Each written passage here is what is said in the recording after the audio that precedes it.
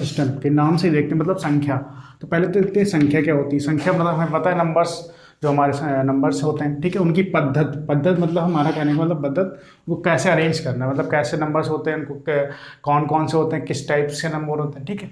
अगर हम नंबर को शो करना चाहें तो हम नंबर को एक एक लाइन पे शो करना चाहेंगे, ठीक है।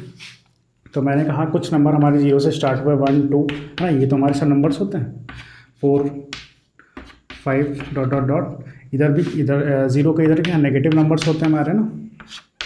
तो यही कुछ हमारे नंबर्स होते हैं। मैंने कहा आपसे यहाँ से मैंने कोई एक आदमी था, मैंने कहा इधर से आपसे राइट में चलना है, ठीक है। मैंने कहा आपसे राइट में चलिए, आप राइट में चलते जाइए, आपको जितने, फिर आप क्या करेंगे, जितने भी आप नंबर काउंट कर सकते हैं एक बैग थैले में आप काउंट कर लिए। मैंने कहा एक आपको या कुछ दे दिया, मैंने एक बैग दे दिया, ठीक। मैंने कहा आप इस लाइन पे चलिए, ठीक, आप इस लाइन पे चलेंगे तो आपको कुछ नंबर्स मिलेंगे। मैंने कहा वो आप काउंट कर लीजिए, ठीक है। तो आपको ये क्या मिलेंगे, नंबर्स मिलेंगे, ठीक है। अब इन नंबर्स में बात आती है हमारे सबसे पहले आप क्या करेंगे, मान लीजिए एक लाइन पे आप चल रहे थे, तो कुछ नंबर्स आप काउंट करते चले गए, कुछ नंबर्स आप काउंट करते चले गए। माना कि आपने काउंट किया 1 2 3, ठीक, डॉट डॉट डॉट डॉट, आप नंबर काउंट करते चले गए, ठीक है। तो इन नंबर्स को हम क्या बोल सकते हैं, नेचुरल नंबर्स या फिर इनको क्या बोल सकते हैं, प्राकृत संख्याएं, ठीक है। प्राकृत संख्याएं क्या बोल सकते हैं, प्राकृत संख्याएं, ठीक है। प्राकृत संख्या या नेचुरल नंबर, मतलब कहने का मतलब है जो नंबर्स हमारे 1 2 3 4 5 6 मतलब 1 से स्टार्ट होते हैं, ठीक है, उन्हें हम क्या बोलते हैं, प्राकृत संख्या या नेचुरल नंबर्स बोल सकते हैं, ठीक है। मैंने आपसे कहा था कि एक लाइन पे आपको चलना है, यहाँ से आपको नंबर्स काउंट करने जाने हैं, तो आपने क्या किया, 1 से नंबर काउंट करते चले गए, ठीक है। तो ये जो हमारे नंबर्स होंगे वो हमारे क्या कहलाएंगे, नेचुरल नंबर्स या प्राकृत संख्याएं, ठीक है। अब मैंने कहा कि आप यहाँ से चलते चले गए, ठीक है। अब ये कुछ हमारे नंबर थे 1 2 3, ठीक। अब आप 0 से स्टार्ट हो कि आप चलते चले गए। मैंने कहा यहाँ से वापस आइए, यहाँ से वापस नंबर जो है हमारे काउंट करने स्टार्ट कर दे। यहाँ से आप जहाँ तक गए वहाँ से वापस नंबर आप काउंट करने स्टार्ट कर दे। तो वापस आप कहाँ तक आएंगे, 0 तक आएंगे, क्योंकि हमारी एक लिमिट क्या होती है, हम जहाँ से चलते हैं वहीं तो वापस आते हैं। तो हमारी एक लिमिट क्या हुई, 1 0। हमने आपको पहले चलने के लिए 1 से कहा था, हम क्या करें, आप वापस जब आएंगे तो आप अपने घर पे ही तो आएंगे, मतलब हमारा घर क्या है, 0, मतलब हमें क्या करना है, वापस 0 पे ही तो आना है। तो हम 0 पे वापस आए, ठीक है। 0 पे वापस आए, हमने क्या किया फिर, तो हमने क्या किया, हमारे जो नंबर्स हुए 1 2 0, मतलब जो भी नंबर्स मेरे लास्ट से हमारे आए, जो लास्ट आया वो हमारा क्या 0 आया, मतलब जो हमारे नंबर स्टार्ट हुए वो कहाँ से स्टार्ट हुए, 0 से नंबर स्टार्ट हुए, ठीक है। तो 0 से नंबर स्टार्ट हुए, तो उनको हम क्या बोलते हैं, होल नंबर, ठीक है। जो होल नंबर होते हैं वो हमारे क्या होते हैं, 0 1 2 3 4 5, ये हमारे स्टार्ट होते हैं 0 से, उन्हें हम क्या बोलते हैं, होल नंबर, ठीक है। चलिए अब इसके बाद बात कर लेते हैं इंटीजर्स या फिर, ठीक, पूर्णांक। इसके बाद बात कर लेते हैं पूर्णांक या फिर इंटीजर्स, जो हमारे होते हैं इंटीजर्स। तो इंटीजर्स हमें पता है, एक नंबर लाइन जो हमारी होती है, सिंपल सी एक नंबर लाइन जो होती है, 0 1 2 1 2 3, और इधर क्या होता है, -1 -2, ठीक है। तो हमारे कुछ धनात्मक नंबर्स होते, संख्याएं होती, कुछ हमारी ऋणात्मक संख्याएं होती। उन दोनों को काउंट्स करने के बाद जो हमारे नंबर्स मिलते हैं, संख्याएं जो मिलती हैं, उन्हें हम क्या बोलते हैं, पूर्णांक बोलते हैं, ठीक है। कहने का मतलब हमारे जो नेगेटिव नंबर्स होते हैं या पॉजिटिव नंबर्स होते हैं, ठीक है, इन सब का कंबाइंस जो इनके जो कंबाइंस होता है या इनका कॉम्बिनेशन जो होता है, उसका हम क्या बोल सकते हैं, पूर्णांक बोल सकते हैं, ठीक है। यानी फिर ये जो कह सकते हैं, अगर एग्जांपल समझाना तो -1 मतलब 0 1, ठीक है। इस टाइप के जो नंबर्स होते हैं, मतलब जो -∞ से लेके जाके +∞ तक जो हमारे नंबर्स होते हैं, उन्हें हम क्या बोलते हैं, पूर्णांक, ठीक है। उन्हें हम कह सकते हैं पूर्णांक। चलिए अब इसके बाद बात कर लेते हैं थोड़ी। अब इसके बाद हम लोग बात कर लेते हैं परिमेय संख्या, ठीक है, जो हमारा मेन टॉपिक है, परिमेय संख्या,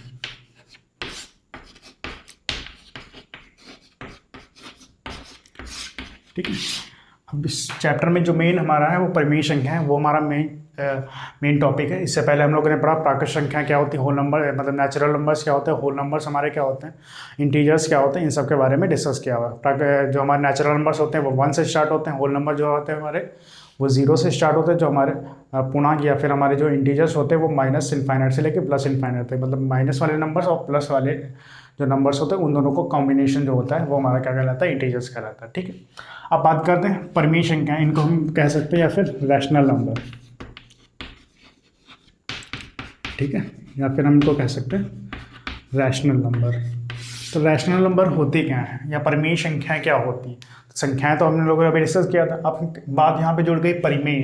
परिमेय मतलब रैशनल नंबर क्या होते हैं, तो हम लोग पढ़ा भी है शायद, एक ऐसे नंबर या फिर एक आर, ठीक है, एक आर नंबर, एक या आर संख्या, एक आर संख्या है जिसे हम, ठीक है, जिसे हम पी बाई क्यू, ठीक है, पी बाई क्यू रूप में लिख सकते हैं या पी बाई क्यू फॉर्म में लिख सकते हैं। मतलब ये कोई एक ऐसा नंबर जिसे हम पी बाई क्यू फॉर्म में लिख सकते हैं, उसे हम क्या कहेंगे, रैशनल नंबर या परिमेय संख्या है। ठीक, इसमें एक कंडीशन भी लगनी चाहिए कि पी और क्यू फॉर्म में लिखेंगे, पी और जो क्यू होने चाहिए, ठीक है, पी और क्यू हमारे क्या होने चाहिए, पूर्णांक होने चाहिए। ठीक है, पूर्णांक होने चाहिए, पी और क्यू पूर्णांक होने चाहिए, और क्यू जो होना चाहिए वो is not equals to zero. Q हमारा जो है होना चाहिए वो ज़ीरो के इक्वल नहीं होना चाहिए। ठीक, परिमेय संख्या क्या होती है, एक आर ऐसी संख्या जिसे हम पी बाई क्यू फॉर्म में लिख सकते हैं या पी बाई क्यू रूप में लिख सकते हैं, और वहाँ पे पी और क्यू हमारे पूर्णांक होने चाहिए, और Q is not equals to zero, मतलब क्यू ज़ीरो नहीं होना चाहिए। ठीक है, तो ऐसी संख्या हमारी क्या कहलाएगी, परिमेय संख्या।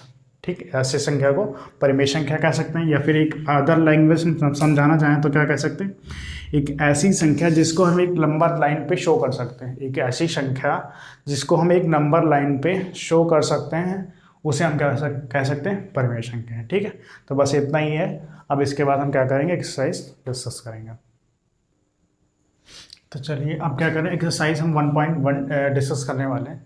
हम लोगों ने क्या किया, इससे पहले हम लोगों ने पढ़ा है होल नंबर मतलब वगैरह, और जो हमारे क्या थे इंटीजर्स या फिर जिनको हम बोल सकते हैं पूर्णांक, और जो हमारी क्या उसके बाद रैशनल नंबर, ठीक है, जो परिमेय संख्या है उनके बारे में डिस्कस किया होगा। उसके एग्जाम्पल से, एग्जाम्पल हम लोगों ने डिस्कस नहीं किए हुए, एग्जाम्पल को हम क्या करेंगे, एक्सरसाइज के माध्यम से डिस्कस करने वाले हैं। ठीक है, मतलब कहने का मतलब एक्सरसाइज के क्वेश्चन से हम क्या करेंगे, उस एग्जाम्पल को आपको समझाने की कोशिश करेंगे। आप उन एग्जाम्पल्स को घर पे ट्राई भी कर सकते हैं। ठीक है, तो चलिए पहला एक क्वेश्चन हमारा दिया हुआ है, क्या शून्य एक परिमेय संख्या है? आपसे पूछ रहा है क्या शून्य एक परिमेय संख्या है, इसे आप पी बाई क्यू फॉर्म में लिख सकते हैं, क्या पी बाई क्यू रूप में लिख सकते हैं?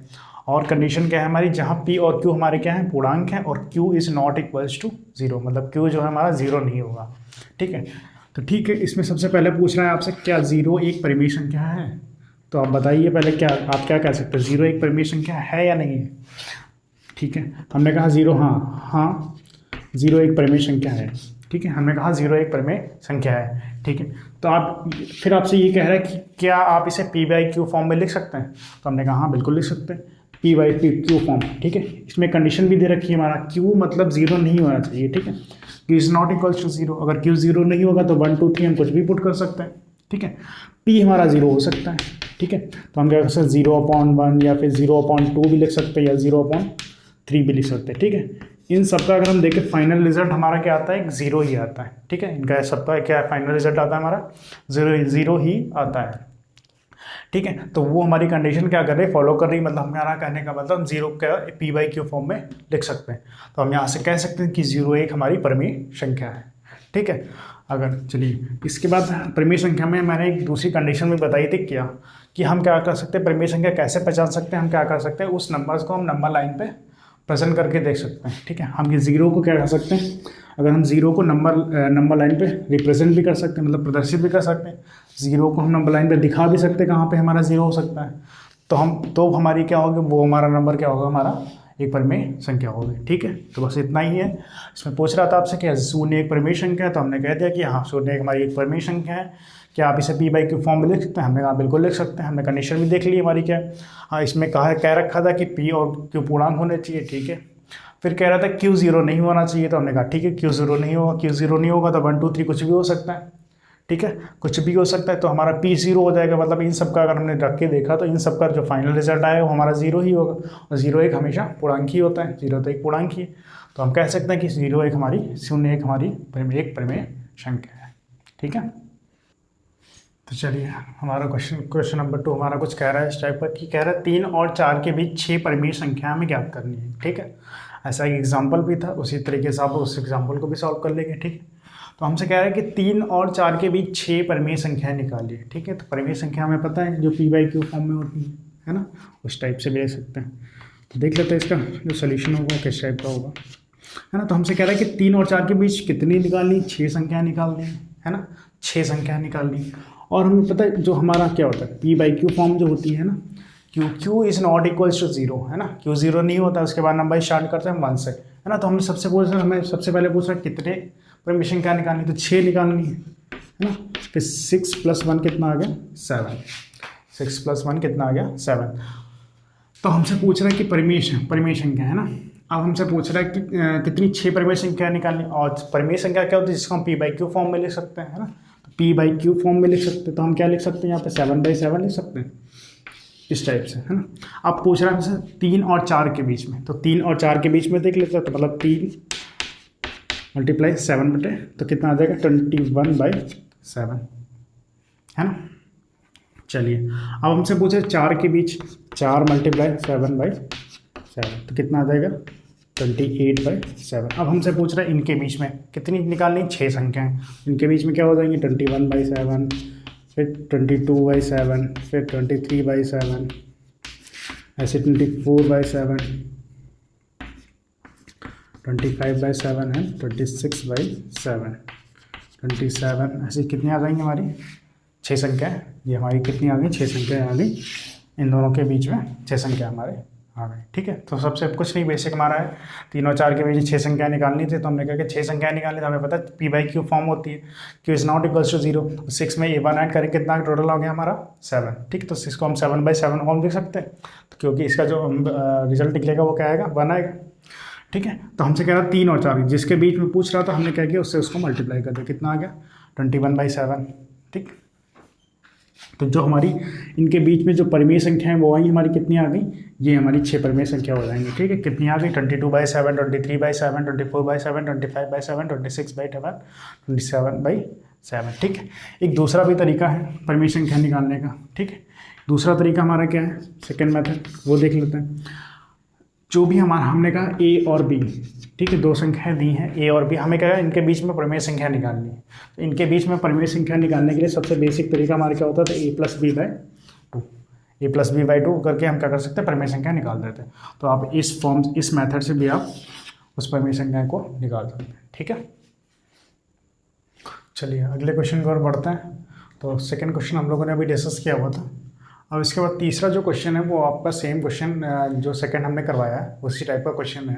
तो आपको उसमें बेसिकली वही आपको करना है कि जो हमारे जितने नंबर्स हमसे पूछ रहा है उसमें क्या करना है 1 ऐड कर लेना है। ठीक है, उसको p/q फॉर्म में लिख के फिर जो 2 नंबर्स हैं उनसे मल्टीप्लाई करके उनके बीच के नंबर्स फाइंड कर लेंगे। या जो दूसरा मेथड बताया था आप क्या करेंगे उन दोनों का सम करके ऑफ करके सारे मेथड मतलब सारी नंबर्स संख्याएँ जो निकाल सकते हैं। ठीक है, इसके बाद अगला क्वेश्चन जो हमारा दिया इसमें कह रहा है कि सत्य असत्य की जांच करनी है और हमें कारण भी बताना है साथ में कि ऐसा क्यों होता है। ठीक है, तो पहला क्वेश्चन हमसे पूछ रहा है कि प्रत्येक प्राकृत संख्याएं एक पूर्ण संख्याएं होती हैं। हमसे पूछ रहा है कि प्रत्येक जो प्राकृत संख्या है क्या एक पूर्ण संख्या होती है। तो हम सबसे पहले ये सोचेंगे प्राकृत संख्याएं क्या होती है हमारी। तो प्राकृत संख्याएं तो हमने अभी डिस्कस किया हुआ था थोड़ी देर पहले कि प्राकृत संख्याएं हमारी वो संख्याएं होती हैं जो हमारी 1 से स्टार्ट होती हैं। मतलब जो हमारी संख्याएं 1 से स्टार्ट होती है 1 2 3 4 5 6 है ना, इस टाइप के जो नंबर होते हैं वो प्राकृत संख्याएं जिनको हम नेचुरल नंबर्स भी बोल सकते हैं। कह रहा है कि एक पूर्ण संख्या होती है। हमने कहा हाँ बिल्कुल, जो हमारा पहला जो है वो क्या है सत्य है। कैसे, कारण भी देख लेते हैं।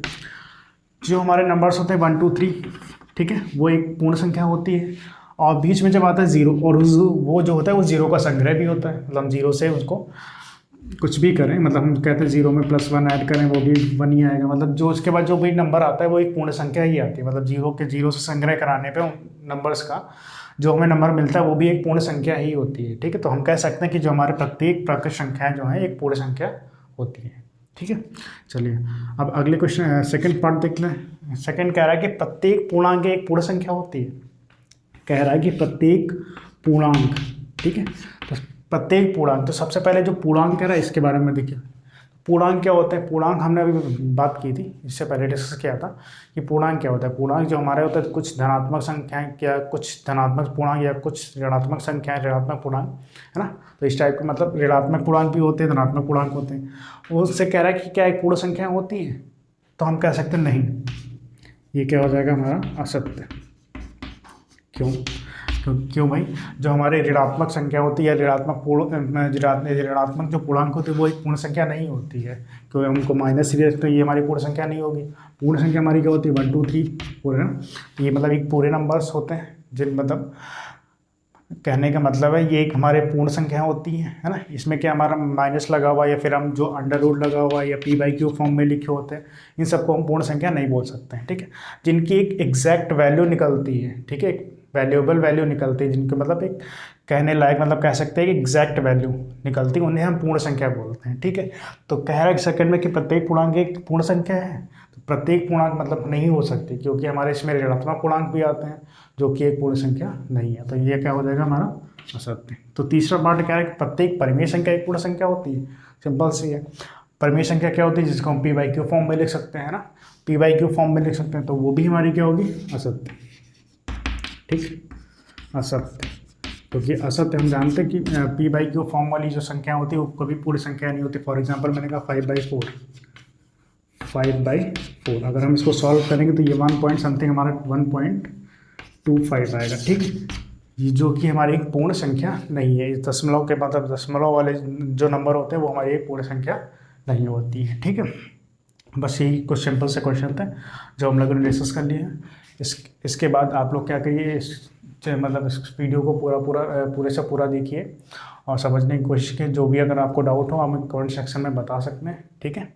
अब अगले लेक्चर में हम लोग क्या करेंगे, इसके बाद अपरिमेय संख्या, ठीक है। आज हम लोगों ने क्या परिमेय संख्या के बारे में पढ़ा। इसके बाद हम लोग अगले लेक्चर में क्या करेंगे, अपरिमेय संख्या क्या होती है ये चीज़ पढ़ेंगे, और उसकी एक्सरसाइज जो है उसके कुछ क्वेश्चन हैं या एग्जाम्पल हैं उनको हम डिस्कस करेंगे, ठीक है। और तब तक के लिए आप इस वीडियो को देखिए, शेयर कीजिए अपने दोस्तों के साथ, और ज़्यादा से ज़्यादा लाइक कीजिए, कमेंट कीजिए, शेयर करिए, ठीक है। तब तक के लिए थैंक यू सो मच।